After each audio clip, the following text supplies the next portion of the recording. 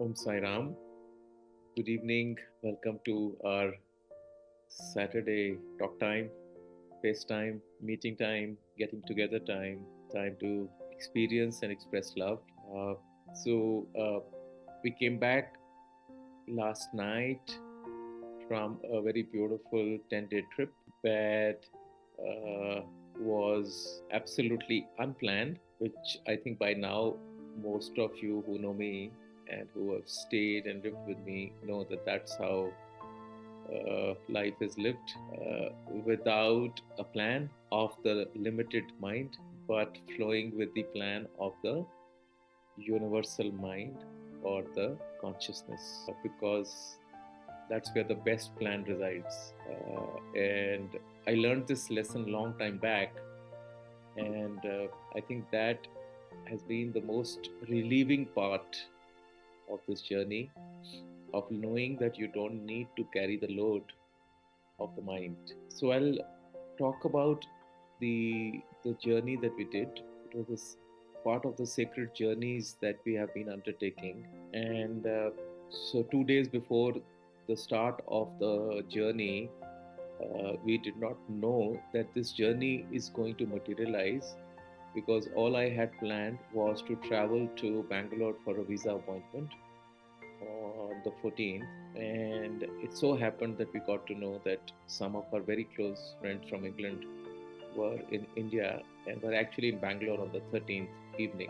So, since we had a desire to meet them, uh, we changed the plan of traveling on 14th morning to 13th so that we could meet our friends. And so we started off with that, and just 2 days prior to that, the consciousness revealed to me that there are five temples in India which are related to the five elements of nature, and they need to be visited so that we could propitiate to each of the elements. We could help them relieve some of the negative energies that were blocked in these temples. We could also go in and take blessings, and also do a lot of energetic work that needed to be done around those places, because these are all uh, lingams. These are all temples of Lord Shiva, and these each of the lingam has a relationship with one of the five elements. And as we know that there are presiding deities for each of the elements, and they control and they have a lot of hold on how the five elements behave. And given that we are all heading into a time when these elements are highly disturbed and agitated and angry, we felt that this was the right time to go and make a visit. And to tell you the truth, that I did not even know that these temples existed till the idea came. And when I checked with Richa, I got to know that yes, there were these temples. And then we searched for them, where they were located, and got to know that most of them were in the state of Tamil Nadu except for one of them. And we said, why not, since we are already traveling to Bangalore, why don't we take advantage and actually do this trip? So one thing led to another, uh, and I asked Kuntuvi to join on the trip because I saw her also on the trip.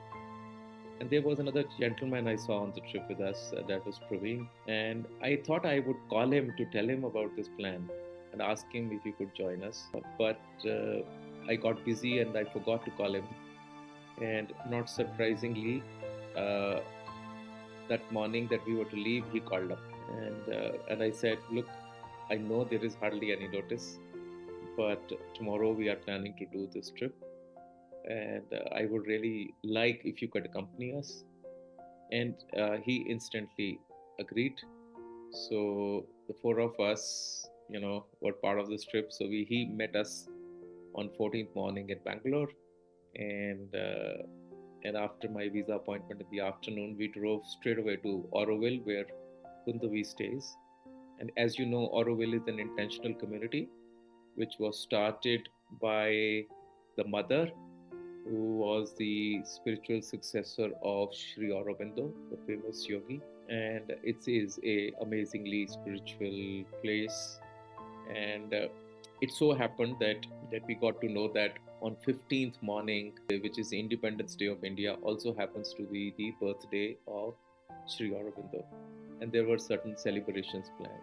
So of course the consciousness knew about it, and we reached close to midnight of the 14th night, to be in time for an early morning 5 o'clock bonfire that happened in the Oroville, in the amphitheater next to the Maitri Mandir. And so there were thousands of people there, and there was a huge bonfire that was lit there.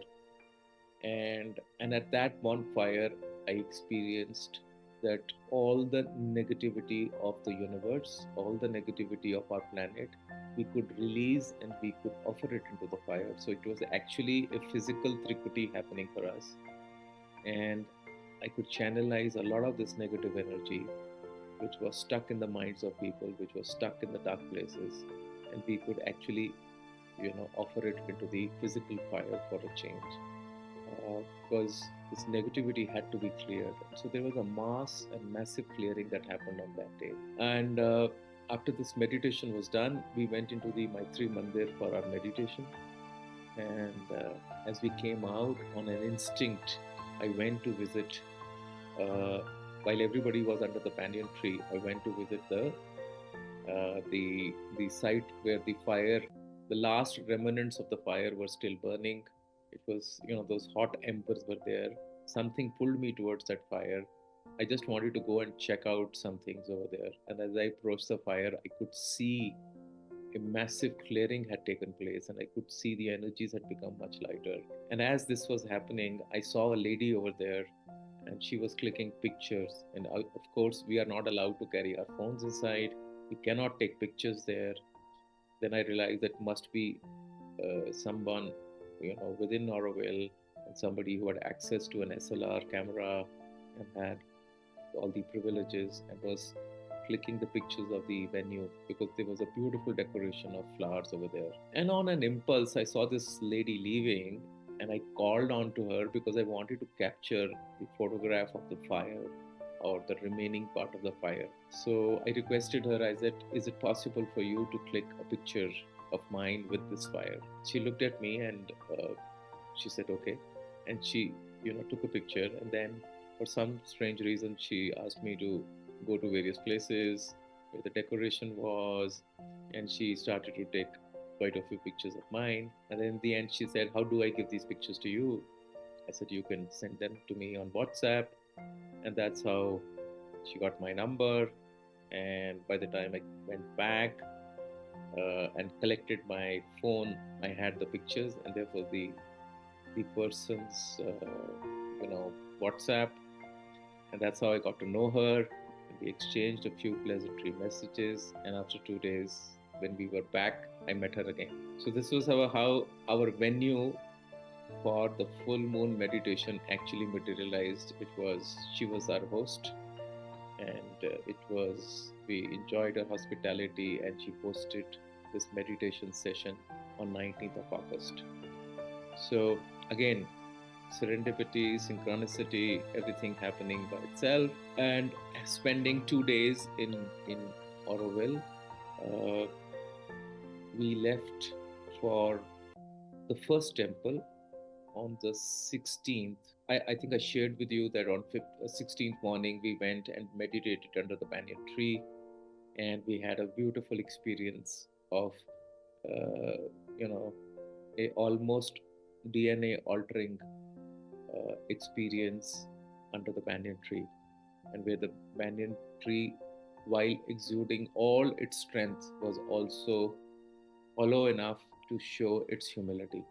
So, strength, a beautiful combination of strength and humility. And then, after that experience, we left for our first temple at a place called Kalahasti, which was about 5.5 hours drive from there in Andhra Pradesh. So, that was, if you can say, from where we were, it was the northernmost tip where we went. And we started off with the first element, which was the air element. And so began the journey of clearing the elementals. And everywhere we walked, one thing was common, that we had not booked hotels. We did not know when we will get our chance to visit. Because in India, for those who do not know, temples have long queues and they can be pretty chaotic. And it's a summer season, and it can get very hot, so hot that since you have to do this barefoot, your feet can scald. So it's a it presents its own beautiful challenges.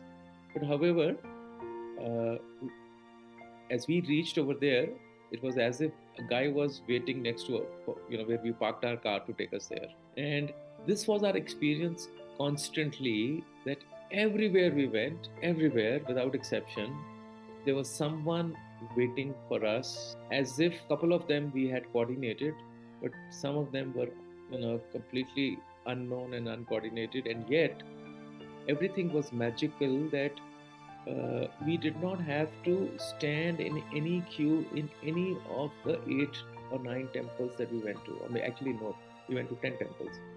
So wherever we went, there was a person and there was a place, and we had, in front of the deities, we had the most beautiful aratis and experiences. So it was as if that at every place there was a magical door that opened for us. Okay, just like you go to airports, or you go to malls, or you go to restaurants these days. As you approach, the door automatically opens because there's a sensor there. And you also know that that when you go there, you know that as you approach, the door will open, because you see that there is a door, and you know that there is a mechanism which makes it open. But just imagine if you were to realize that actually there is a door at every place in consciousness. Okay, you cannot see the door, but there is also a doorkeeper who is watching every move of yours and is waiting to open the door, provided we have enough confidence to actually walk up to that door and say, I know that the door opens. So, this is how consciousness operates. You cannot see the door, you cannot see the paths, you cannot see where to go. But if you have the courage to go, like Luca will tell us, he went on a almost 1,000 kilometers journey, but everywhere there is something waiting for you. All you have to do is to commit yourself, and you have to go. Okay, and you know how it happens when you do such high energy clearing work.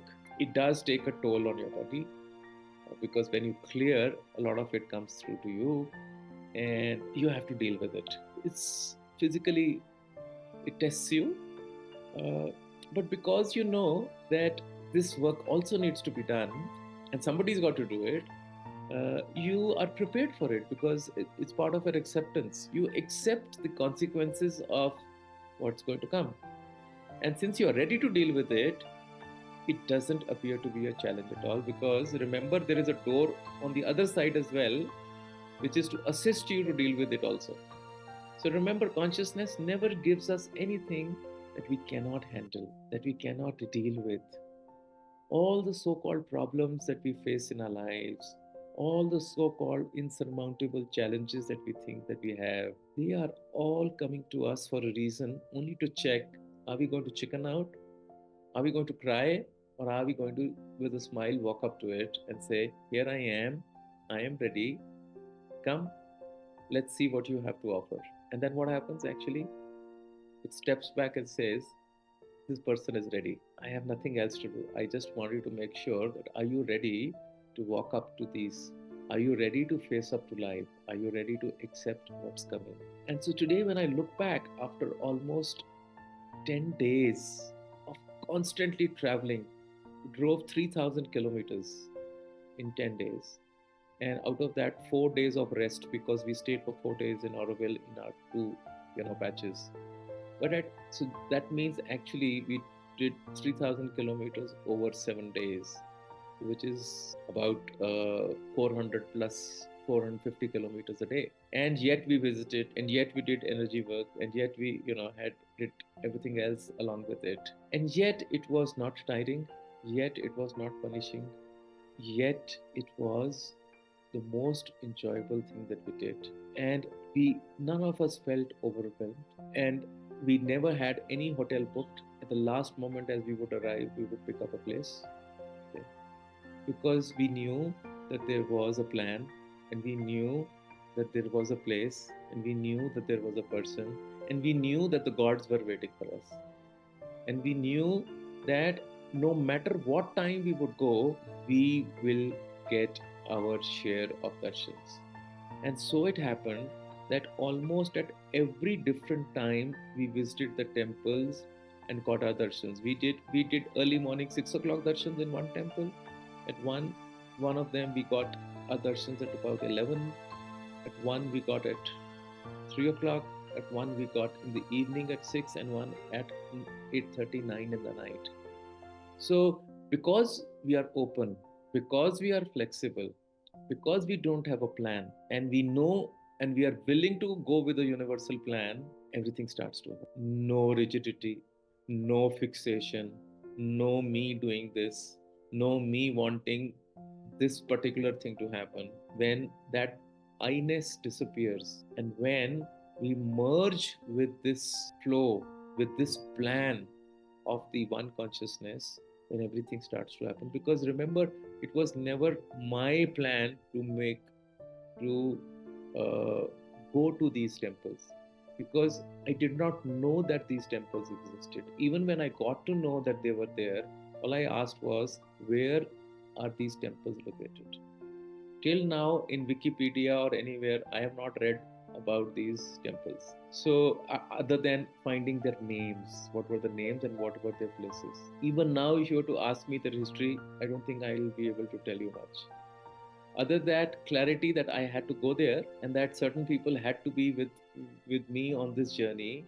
More than that, there was nothing else known. And we had actually thought that they'll be difficult to do, and we would put actually one day per place. But actually, we realized in the end we did almost two of the destinations in a single day. So what I want to share with you is that not only the journey was remarkable, but the journey was remarkable because we didn't have a plan, because we didn't want to do anything particular. And since we had opened ourselves to listen to what the consciousness was telling us, we were actually able to do everything. And that is the life of a flow that we have been speaking about in almost every session of ours. We're all wanting to connect to that which is spontaneous, effortless, and natural. Because whenever the mind tries to do something and the mind tries to plan, there is a heaviness, certain heaviness around it. A lot of you got excited that you should have also been there with us, and you wanted to come in, and that is when the minute that desire starts in, uh, the challenges start to happen. We start experiencing problems. But when you don't plan anything, when you just happen to be at the right place at the right time, then things happen and the things manifest, because the mind is missing. The consciousness is obviously always present, but it's the mind which comes and blocks the flow of, of this consciousness. Consciousness is there, always there. Just because we can't see the you know the seer, just because we cannot see that divine hand, just because we cannot see that invisible door, doesn't mean that the door is not there or the consciousness is not there. It's just that we cannot see it, we cannot perceive it. But when we know that it is a truth, and when we know that this is how it operates, and when we have the understanding that it works like any other physical law that you have been taught and you've heard and you've seen and you've learned in your textbooks. There are these laws of this universe, but nobody taught us. But they are there. Just because they didn't teach you doesn't mean that they are not there. And when you go and you practice them, you follow them, and that is when for people who have been traveling with me for now quite some time, and we've done these destinations in India, in Europe, wherever we travel, this is the common experience. Wow, it's magical. Wow, how does this happen? How is it that we always happen to be at the right place at the right time? It can be a fluke once or twice, but if it happens every time, every day, every place, then there must be some science behind it. I'm not calling it magic. I'm not a magician and I don't understand magic. I'm a pure scientist. So were our forefathers, who we called as rishis or sages or saints, who they were scientists. Because, in our ancient Gurukulas, there used to be only one teacher. We never had multiple teachers. We did not have, teachers teaching different subjects. Somebody teaching spirituality, somebody teaching mathematics, somebody teaching science, somebody teaching computers. No, that is not how it was. It was one teacher, the Guru, who taught everything. And how did he or she know about spirituality and science both? Because spirituality is also a science. It's the science of the spirit. It is a science. It's absolutely methodical and it works on scientific principles, laws of spirituality, which we have never cared to understand because nobody taught us, our parents didn't talk about it, nobody practices it, and so therefore we believe what we have heard, and therefore we have fallen into a trap laid down by the world, and therefore we are manipulated. And then we know there is something over there. We are always in search for it. We go places to places. We try to find masters. We try to find teachers, but we don't get it. But we know there is something we are seeking. We don't know what this search is, but we know there's an inherent search. But we know that one day we'll get it because there's an internal GPS which is making us search, search, search, look, look, look, right? And then the time comes when, we meet the right person. Remember, the teacher is always waiting. It's just anything that happens before that is our preparation, is our getting ready to be accepted into the university of higher unlearning. It is not higher learning. Because actually, the problem is that there is so much nonsense we have in our head and so much knowledge we have in our head. And this knowledge is the most dangerous thing. And most of the people that I meet on my path in the journey is people who always seem to know everything, and they suffer from this incurable disease of I know. And even before you start speaking to them, they will cut you and they will start showing how intelligent they are and how much they know. And then I was such a fool at one time, and other masters used to laugh at me.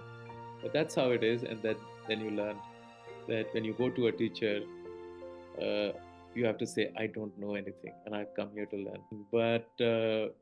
And we have to leave our so called worldly intelligence behind so that we can experience this beautiful laws. So, I'm not going to bore you with all the temples we went to. We did all the five element temples. We went in the end when we had finished this celebration. On the last day, we went to the Madurai Meenakshi temple, which is the temple of goddess Meenakshi, which is none else other than the incarnation of Mother Parvati, which is the goddess of, was the consort of Shiva, and she is the mother of the universe. So in Christianity, we pray to the mother. The Aurobindo people also pray to the mother. So the mother is the mother. You call her by any name, it doesn't matter. Mother is a mother. And we in India have been taught that our mothers who have given us birth are also gods because we said Matru Devo Bhava, Pitru Devo Bhava. So the first god is the mother. So therefore, when we completed this, again we didn't have a plan, but it just happened that we went first to thank the mother, because when you do something good, when you do something auspicious, when you do something nice, when you are part of a beautiful celebration, who do you want to celebrate it with? With your parents. So we said, Mom, we are coming. And there we met a very interesting gentleman who somebody had given a reference about, and he took it upon himself to show us the temple. Normally, when people like this come, that at the end of the journey, at the end of that, you will give them some money as a reward for their services. But this man was unusual. He didn't ask us for a single penny. Wherever he went, he was just taking out money from his pocket, and he was buying tickets for us, he was buying passes for us. He didn't even allow us to pay for parking. And this man was just, he had the most beautiful energy. Didn't speak much English, but since was with us and she can speak Tamil, so we had a good conversation with him. And after the whole temple was over, he offered to take us to two more temples. One was of Agastya Rishi, and the other one was of Kartikeyan or Murugan, which is the second son of Shiva and Parvati. One is Ganesha, of course. So, and the way he said it was so beautiful. The way he offered us that he will take us, that we agreed spontaneously to go with him to these two temples. And something very beautiful happened, because as we completed this darshan, the mother was so happy that rain started to fall. Normally in India, we believe that when an auspicious thing has been completed, the rain gods come with their blessings. That instant, as we finished, the rain started to come. So it was a sign, a very beautiful indication from the goddess that she was happy. And so he took us first to have a cup of coffee. And again, he didn't let us pay. He paid for our coffee. And in the spontaneous flow, he offered that he will take us to these two temples. And just because of his love and his kindness, we agreed to go with him. And as we went to both these places, we saw the same pattern, that he kept spending money from his pocket. He wouldn't allow us to spend. And in the end, when this whole journey was over, I said, please, you have done so much, and we are so much in gratitude to you. I forced him, insisted, and I put some money in his pocket. He says, no, it's my duty to serve all those who come seeking God. And he's a successful businessman. He takes upon himself to those who seek him to show all these temples without expecting a penny as a reward. And when I insisted and I forced money in his pocket, you know what he did? All the money that given him, he went and distributed to the beggars. He didn't keep anything with him. And he ended up paying for all the other expenses. So net, what money I gave, he distributed. And he actually spent a lot of money from his pocket just to take us around. And and I said, this is God. This is goodness of the highest order, because my understanding of God is goodness. And I remembered Baba saying, be good, see good, and do good. And here was a man who we didn't know, who didn't even speak our language, and he spent 4 hours with us in the morning, and he spent all the money from his pocket. I don't know if you're ever going to see him again, but I realized, if there is God in human form, at least we all of us had darshans of God the other day. And we said, this is incredible. If such people are around, then this planet is in safe hands. And we too can actually choose to be one of those. And we can, all of us, become those gods. And God is, to be God is not complicated. To be God is to be good, to see good, and to do good.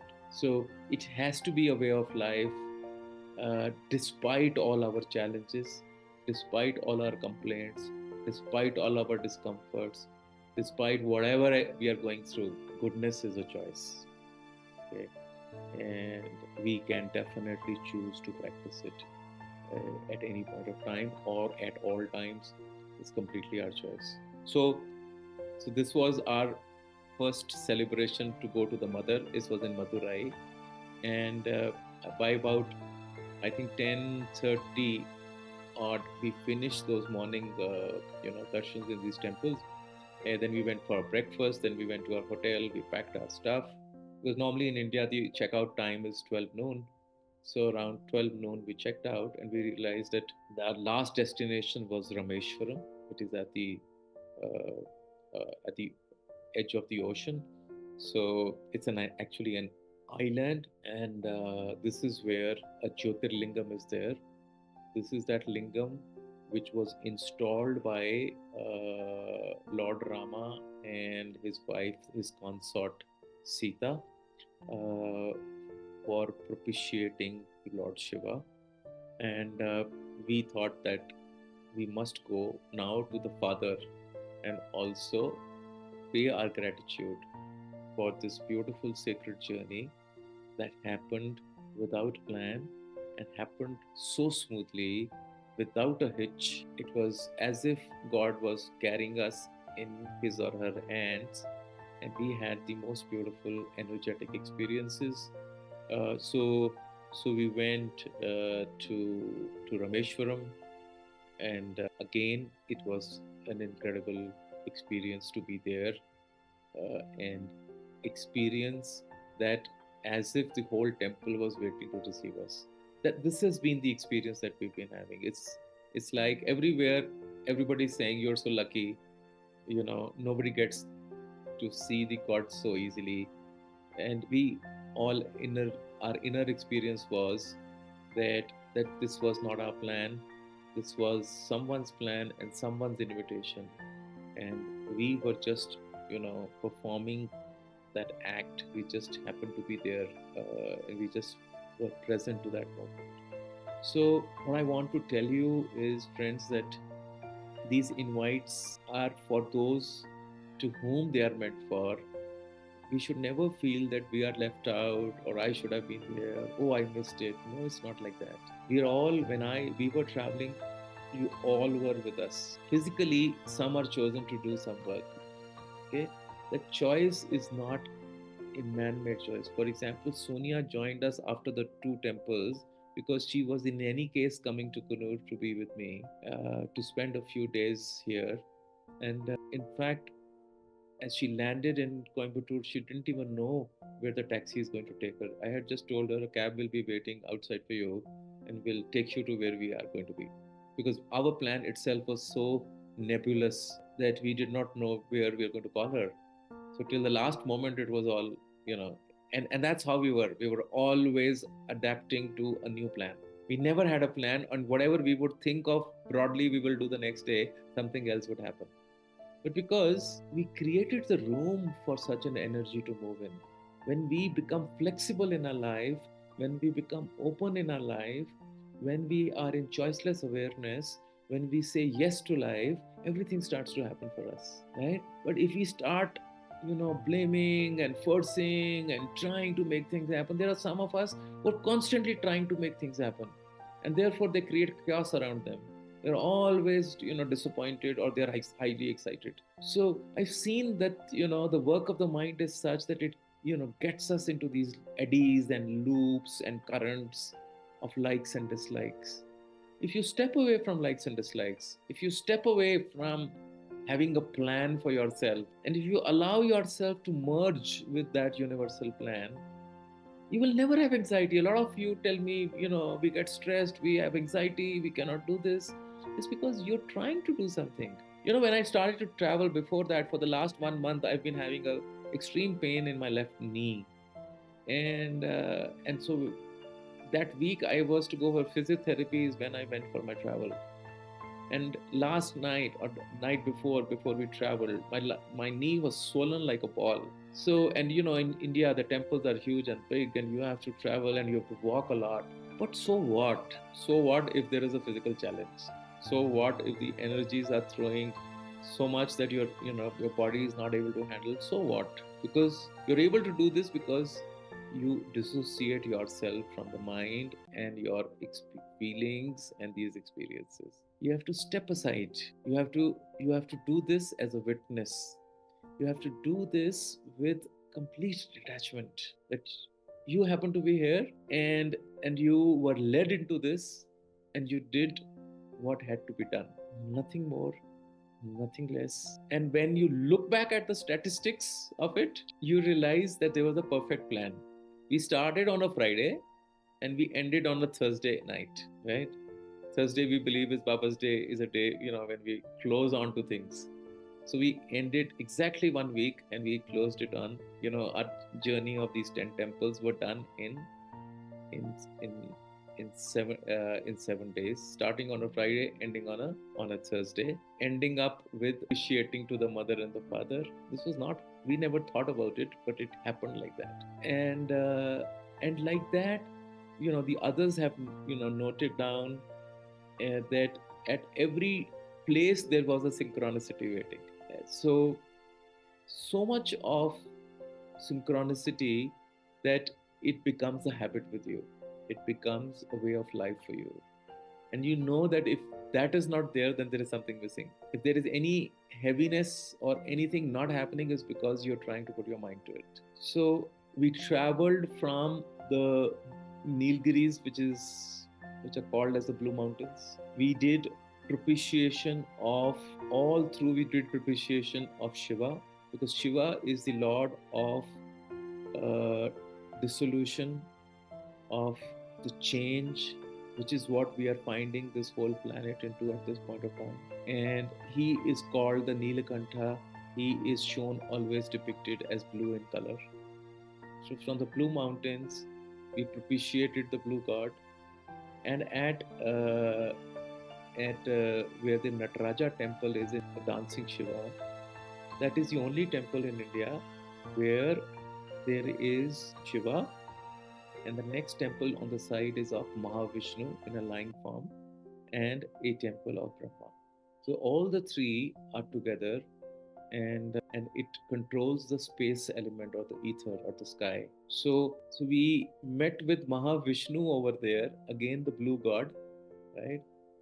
And then we reached my Rameshwaram and saw the blue ocean. And then the minute I clicked the picture and I shared that picture was of an absolutely blue sky. So and we call ourselves the Blue Lions. So, so the Blue Lions were there all through doing the work of the blue elements. So it's so beautiful when you look back at the hindsight and see how beautifully consciousness plans everything for you. You cannot, try to put this into your own planning. But when you look back, hindsight tells us what a plan it was. But the beauty was we did not know this plan. We just stepped into that plan. Whose plan was it? The divine consciousness. Who was the doer? The doer. We did the physical journey, but there was another doer. And that frees you up. And that creates in you an energy like which you cannot experience if you travel from it. And this journey is of this experience. This is the journey of this lifetime, to be able to experience this flow and to be, truly just imagine the amount of things we are going to do in this lifetime. I have always told you, and of course, you cannot understand me because your experience is not such. But I am telling you today with great certainty and clarity that this body is going to do such works for the rest of the time that this body is here, that you will be amazed, because so much needs to be done in the coming times, because the times are getting turbulent, but the work is getting more interesting. And how will that be done? By becoming instruments of the Lord. You have to be an Hanuman. Hanuman did the work, but who was the doer? Rama. We all have to become Hanumanas.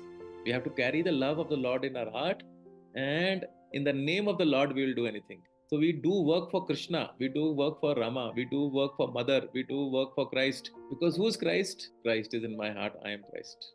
I am Rama. I am Krishna. I am Hanumana. I am that consciousness. Only then can I do this work. Only then can I inspire you to join me to do this work. And then together we can do, if I can do this much, can you imagine two of us can do 2 times of that? Actually not, we can do square of that, because it multiplies.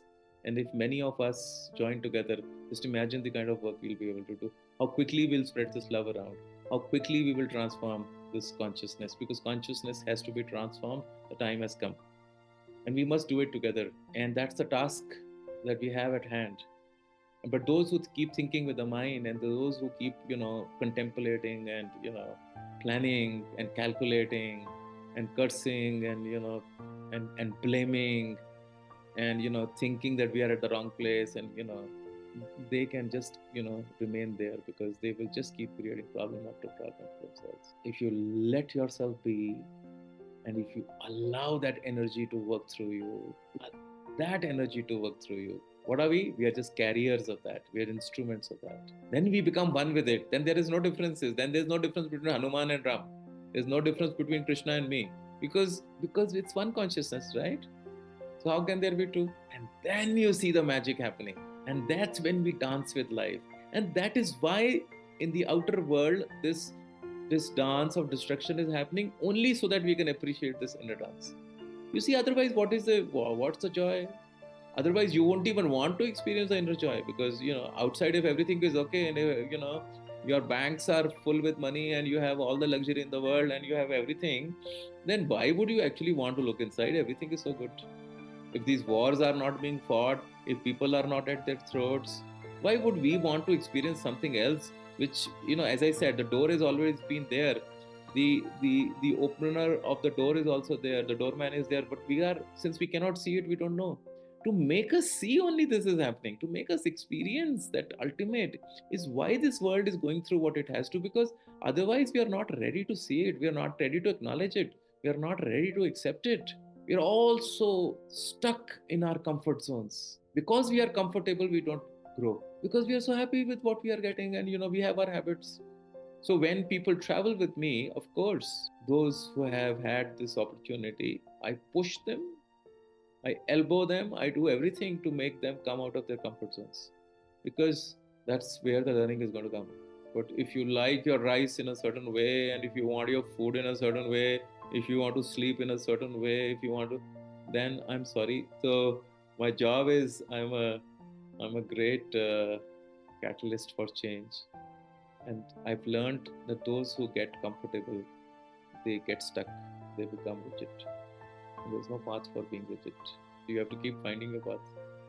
You have to keep saying, okay, I'm open, I'm ready, I'm open, I'm ready, I'm open, I'm ready, I'm open, I'm ready. And that is when things happen. Our readiness has to be there, our openness has to be there. But if we every 2 minutes we start complaining, oh, I have problems, oh, I have problems, oh, please help me, then whole life you will have problems, and no one can help you, because you've decided not to help yourself. And those who do, they step out of this. So every time universe gives us a choice, we all have a choice. We all are the creators of our destiny. Some use it, some don't use it. That's all. Some keep complaining, some figure out the key and start working. That's all. And some keep waiting. That's why our ancient forefathers have said that, or our Vedas have said that, Punarapi Jananam, Punarapi Janani. That it's okay. Vedas have said we are very patient. You can keep coming back again and again. That's why there is a law of karma there. That's why there is a law of reincarnation. It's okay. You'll come again. Sometime you'll be ready to, if you'll be wanting to listen to it. Okay, whenever you are ready, there'll be some teacher like me waiting. Like for me, when I was ready, my teacher was waiting for me. This is a chain. We all are teachers for each other.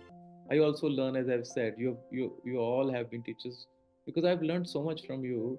Because every time you've shown something to me, and I realized that this is how I was. Okay, till my teacher held my hand. So that's how it is. It's a chain. We all are leading each other. So I'm a teacher for some. I have a teacher. I had many teachers.